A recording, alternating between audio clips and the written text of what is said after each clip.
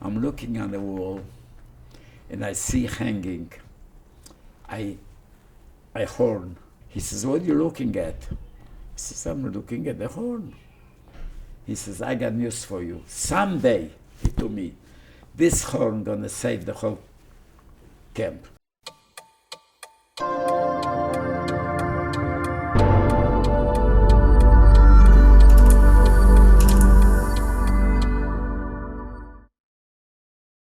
When we arrived to Mauthausen, in my cattle car, we had 9 people dead. The march was from Mauthausen, from the railroad station to the concentration camp. As we walking through, I saw soldiers with the hands yelling to us and everything. There was American PWs. They had the export camp. They brought us over, the undress was completely nude, completely, and they had nothing on me. And they let us like this, let us go. Later they gave everybody just pajamas. Some people didn't have it, some people was big, small, who knows. And I took a pajama and I put on, and I made one of the biggest mistakes. I would be better off if I would be nude. The people in the pajamas, they took to work. So the camp was on a hill, down was how you call it, a mine. They were mining stones, make us to walk from down up to the camp carrying stones. So you can imagine with carrying a stone, steps, maybe 100 steps. So I finally decided that's not for me. So I took the clothes and threw away 2 days later. And I was nude. They came one morning, they gave us uniforms, they loaded us up, and they took me to Linz, to a city Linz. In the city Linz was a concentration camp. But they didn't have no Jews there. Polish people, German people, from Holland, from all over Italy, but not Polish people. They had 2 barracks under them were empty. They brought us in there, and we started to go to work to a factory. One night I'm coming from work, the capo calls me. My katen's czerwony. I says, listen, I find out something. Somebody squeal on me. I found somebody that you're getting cigarettes for good work. I said, yes. But I gotta say no? He says, I tell you, listen, if you wanna have a better soup, you don't have to go to pick up the big heavy thing to bring to everybody. I'm gonna spare you, and I'm gonna make sure that you get the soup from the bottom. You're gonna be the last one, because when they were giving people from the top, and the bottom was a few potatoes left over, whatever they had there, I don't even remember what. But he said, when you bring the cigarettes, you can't come to my quarters, except you're gonna give me outside the cigarettes, and I'm gonna put them back. I'm gonna get them. This happened a few weeks, time after time. All of a sudden, one day that I got my pay, was raining with buckets. It was terrible. I was worrying that everything gonna get wet on me. We were all wet. He was waiting outside, and he called me in because he wanted the cigarettes. He wanted to make sure that they're not wet. He called me inside to his room. As I walk in, so I asked him, could I dry out? He stay by the door, he said. You dry out, I'll let you go to your barrack. I'm looking on the wall, and I see hanging a horn. You know, the Jews use a horn, like you a cross or something, and we blow the horn 3 times a year, on Rosh Hashanah and Yom Kippur. And I looking on this horn, I knew what it was. He says, what are you looking at? He says, I'm looking at the horn. He says, I got news for you. Someday, he told me, this horn gonna save the whole camp. He was predicting, he knew a lot of things. I said, I was laughing. I said, he doesn't know what he's talking about. You know, we were surrounded by SS with machine guns, the whole camp. We walked by the SS with the open guns to the factory and back. I didn't believe him. For 3 or 4 days before our liberation, my factory was bombed. I didn't go no more to the factory. So what they did, a week, maybe 2 weeks before we bombed, they took us and they took us 100 people, Druzhina, to go and fix the railroad tracks, so the trains from Russia can come with the workers and everything. We were there, we worked. One day, 3 planes come, was between day and night, you know, was very early in the morning, came through and they bombed us, Out of my group, 50 people were dead on the spot. Some of them are wounded, and we were walking to the rest were walking to the camp. I got hit on my finger, I got hit here, I got hit a shrapnel in the back, bad one, and I have a shrapnel on my head on this side. I went and I hid on a locomotive, and I put my hands out, that's why I got hit, and I saved myself, because the legs were down, but jumping down, I hit my knees over something, and I couldn't walk. I walked, but somehow I walked to the camp. All the people that were wounded, they make inside the camp, they make a smaller camp, a smaller one, that the people in the smaller camp couldn't walk mixed with us, but we could go there, be closed up and stay there. What happened? And to this camp, all of a sudden, they're bringing Polish people, only Polish people, young men. So I asked him, skąd wyście? Z Warszawy. Why? They were na tym powstaniu. Oni byli w powstaniu w Warszawie. They thrown them immediately to the little camp. For why? They don't want to use the gun to kill him. We don't have no crematorium there.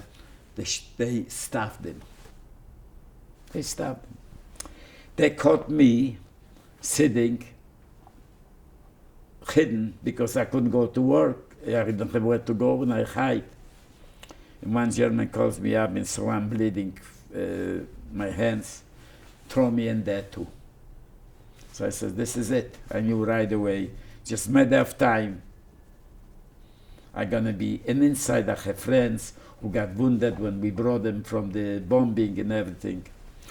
So I figured out I have got nothing to do. I'm gonna stay by the barbed wire and look out. And everything God, it's not, you mind those, you know, God tells you what to do. And I stay by the barbed wire, my couple goes to the guy I was giving him cigarettes. He says, what are you doing here? I said, what do you mean? He says, let me take you out.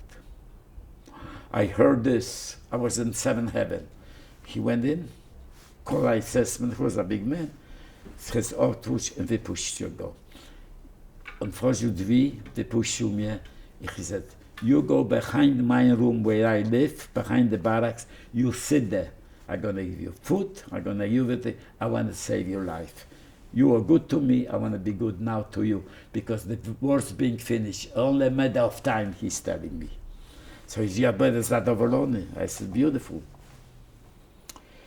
Our commander of the whole camp got very mad. Why? 3 days before the liberation, the Americans were coming already. 3 prisoners, German, escaped. He found out about it.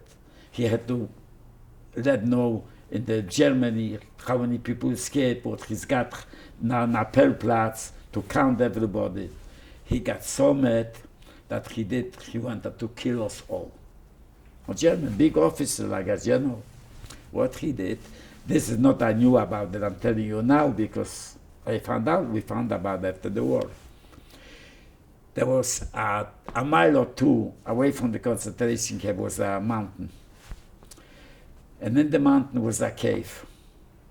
If they were holding the ammunition or what they did with nobody knew. And one morning, 6 o'clock in the morning, the day that the Americans were coming, he put us both on the Appealplatz, he counted everybody, and they started to walk us by barrack by barracks with the German, with the guns, out of camp. We were the last barracks, so I was the last one on the end. And everybody in front of me was walking, but we were lucky. We didn't have the SS people, the young one. We had the old Wehrmacht, the old people. They had families, they had children, they were in the military. They were the people that were watching us. They were afraid for them more than were afraid of us, but it's a war. They were they were marching us and marching more. When we come to the cave, the 3 guys show up with guns, with machine guns, and start to shoot the Germans and start to make a big, duży popłoch. My wiedzieli, co robimy. Dużo ludzie się chcieli schować, wlecieli do the cave. Some of them did, some of them don't. Te pierwsze baraki weszły. Ostatnim jeszcze stali outside, strzelają, uciekają Niemcy, popłoch. To ten mój kapo mi mówi, Saul, trąb tą trąbkę, żeby ludzie wyszli. Ja nie umiem trąbić, to miałem tego kolegę, co śpiewał, to mówił, Dave, do it, take, i zaczął blow. I ludzie uciekali. Ile tam zostało, ja nie wiem. Jak wszystko cicho było, wszyscy uciekli, ta cała mountains, they blowed out the whole mountains. Jak mi uchodzili stąd, to jest byłem w mundurze, wszystko, to szedłem z powrotem do obozu, nie wiedziałem gdzie iść. Jak idę do obozu, amerykańska armia wjedzie. Jeep. I have to cry.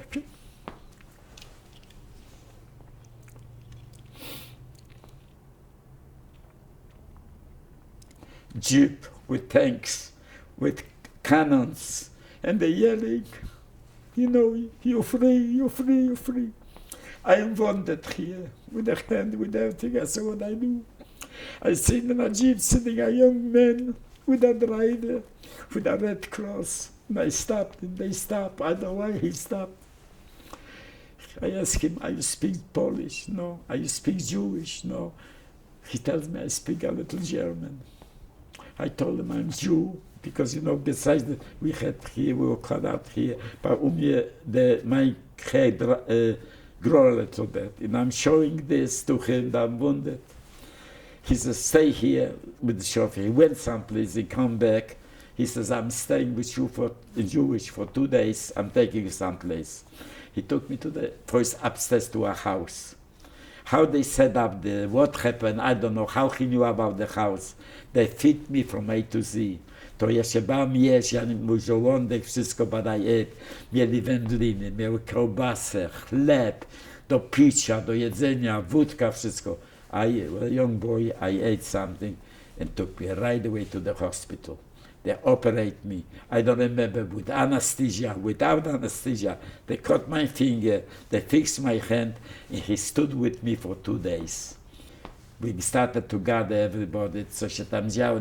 They were killing people, they caught the capos, people, they killed them on the street. I am among one, we caught our capo too, they put them away. I'm sorry. We caught a capo. When we came in, he saw a beautiful boy. The boy must have been stay with us, came with the transport. He saw a beautiful, with long hairs, blonde. I knew the guy. He was from my city. And the capo took him in. He used him he was a homosexual, and he used the boy. The boy got safe. So we found about that. The war later, he was with us in Italy. This guy that took him, all the men knew the whole scores, I don't know. and they found them on the street and killed them completely. The capo had a black, he was a murderer.